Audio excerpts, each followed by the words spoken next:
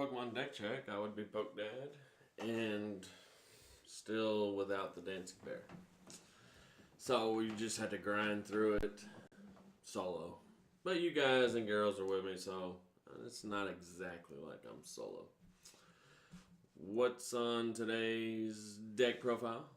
We've got Wailord Magikarp, same one that we've featured in the last tournament. It did really good, and then it just narrowly lost to Jolteon. It went to a game 3. Oranguru was in the active, no way to get it out. The Dancing Bear played Steven's Resolve to try to avoid it, but Jolteon, super aggressive on turn 1, hit the Electro Powers, and hit the Prism Stadium, the Thunder Mountain, so it was able to do 130, or excuse me, 140 to donk the Wailord. But still solid. It does struggle against Malamar variants, and it does struggle against Naganatal. I think, honestly, the Jolteon match was just a fluke. It was more of the Wailord deck just didn't set up. It didn't get a Pokemon out. So I think that was more of Wailord just kind of dead drawn than Jolteon actually being a difficult matchup. Because Jolteon is very similar to fighting, only it's a little bit on steroids, which is hard to believe because of how good the fighting decks are. But Jolteon's a little bit better than the fighting stuff. Starting it off for the big guy, Magikarp Wailord tag team. And this is a hot tech from the Dancing Bear for Trumbeak. I'll explain it, or I will attempt to explain the Dancing Bear's reasoning. Here's the Oranguru resource management that ultimately lost the Jolteon game because it was stuck in the active by its lonesome. Lapras with the ability, go for a swim, look at the top 2, put them back in any order. I wish it was look at the top 2, put one in your hand and the other back on top of your deck. I wish it was that, but still it helps Wailord not dead draw most of the time. One Hoopa, you can catch some people off guard, sleeping, and the key behind Hoopa is it's one prize, but your opponent may have to spend a ton of resources to deal with it, and by the time they do that, then they won't really have a way to deal with 300. Dancing Bear a lot of the time would stick Hoopa up in the active, and I can't remember what match. It may have been like the Zekrom Pikachu. I think it was against Zekrom Pikachu, and I had to dig so fast for my one Zapdos, and then I had to hit the 2 Electro Powers to knock it out, because it does 80 and then 30, that's 110, so I need 2 of them to deal with Hoopa. So I had to spend a lot of resources to deal with the Hoopa, and then at that point, he just went into Wailord, and there was not much I could do. And then finally, Articuno for the Cold Crush. I mean, especially against Zekrom Pikachu, that could just devastating, just brutal. They'd load up 6 energies on Zekrom, and then you just hit them with a Cold Crush. All of a sudden, that 6 energies straight in the discard pile. It's awesome, too, for a lot of times people load up energy on one Buzzwole. Cold Crush has got you covered. Super good. So, keep that in mind. It's a nice little one-of tech. Oh, the Trumbeak. Let me get into that. There's not really a good option that we know of as another Pokemon. So, Trumbeak, obviously you're trying to stall your opponent out. So if you can eliminate some of their draw supporters or even their Guzmas, especially Guzmas to get out of the active, then that's where Trumbeak shines. You can just control their draw, much like Sableye Garbodor with Trick Shovel. Trumbeak has a lot of value, and then it goes to the lost zone so they can't Palpat it back or resource manage it back. So it's actually really good, and it can help mill out your opponent a little bit faster. So that's the Pokemon line. And that was the Dancing Bear's spicy tech. Maybe a little too spicy for some people, but I like things hot. I like my Mexican food hot, so I'm okay with Trumbeak.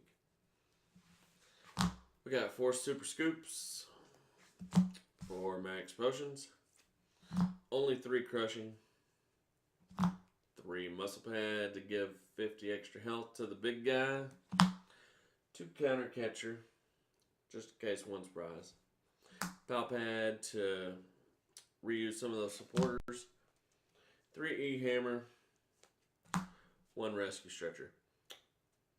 We're thinking about cutting the Rescue Stretcher for a 4th Crushing Hammer or a 3rd Counter Catcher. So keep that in mind.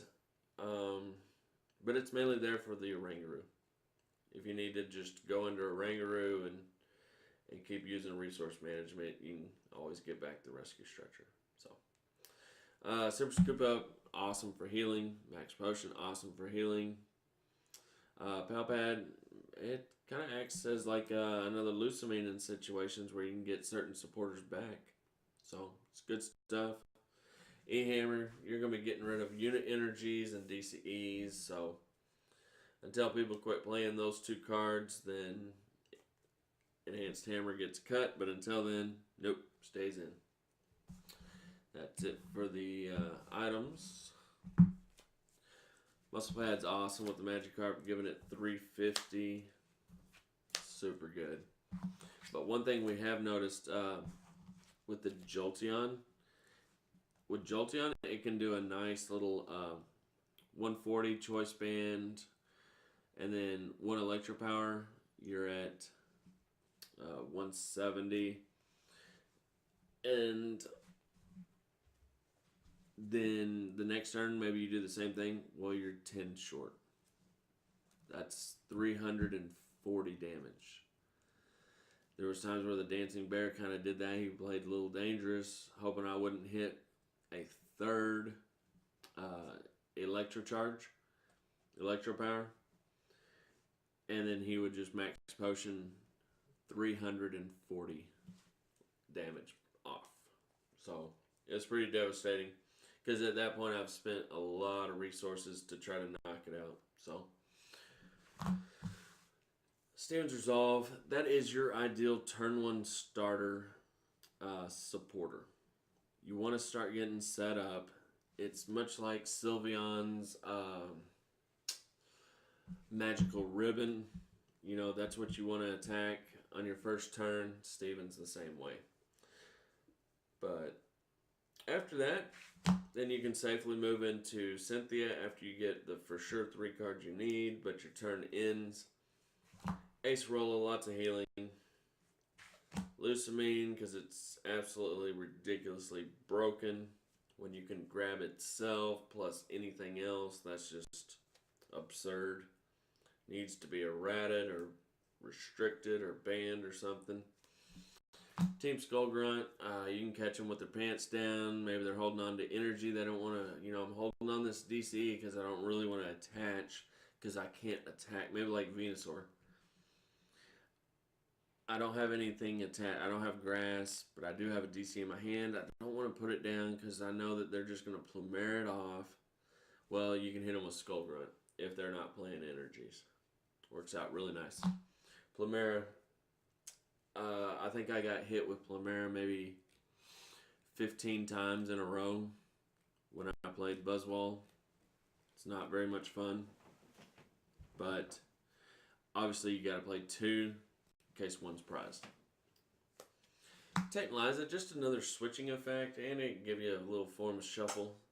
A little bit of versatility there. We like it as a one-up tech. One of Guzma. A lot of times you don't want to put down any other bench Pokemon other than like your Lapras to give you a look at the top 2. So you don't really need a heavy Guzma line. Instead, we've opted for the heavier Counter Catcher line. Gladion, just in case anything's prized. Faba, because removing DCs or units seems pretty solid actually. And you can do that instead of discarding with Plumera. So, works out really good, and you can always get it back with Lusamine. Got your Gladion, in case any of these are prized. I mean, worst case scenario, I think your ultimate worst case scenario is your 2 Plumera are prized, or 2 of the 3 Lusamine are prized. That's like ultimate worst case scenario. Everything else is fine if it gets prized. But these are your most important supporters after you play this and get set up.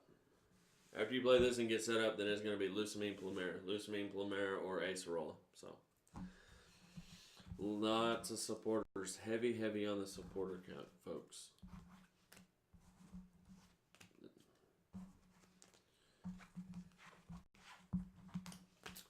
And then finally we have 3 Brooklet Hill. We have thought about running just a few nest balls. Other than that one game against Jolteon, which was a game 3, we haven't really had problems setting up.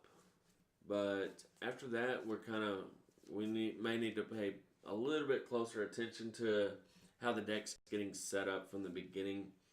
We may have to change a few things to add like nest ball. So, something to keep in mind. And then for energy, we have Rainbow. Mainly for, you can attach Rainbow, do Cold Crush, and then Acerola it back up. And then worst case scenario, you go into water, do Cold Crush, and then you can try to Super Scoop. So that's why the 1 Rainbow. You can always Steven's Resolve for the Rainbow, for Articuno GX, and then something else like the Acerola. And you have all 3 combo pieces you need the following turn to get rid of all the energy. So, really good. The deck, you've seen it now for 2 tournaments. The Trumbeak is new, which we do like.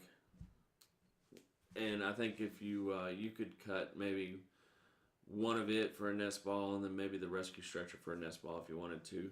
I think that's kind of the clear-cut tech choices that you can make straight away if you wanted to. Matchup-wise, you are going to lose to Blacephalon. Anything that reoccurs energy from the discard, you're probably going to lose to. If Zekrom and Pikachu hold off on their GX attack until a lot of energy are in the discard, and then they go into Zeraora with his GX attack, then you're going to struggle with that matchup. But if they don't, then you're going to just that's when you go into the Cold Crush Articuno. Should be fairly easy to win from there. Malamar variants are going to give you a lot of problems. Not so much Snorlax, but just the Giratina is just going to be really pesky. That 130. And yeah, eventually they have to, keep putting 4 damage counters on different things.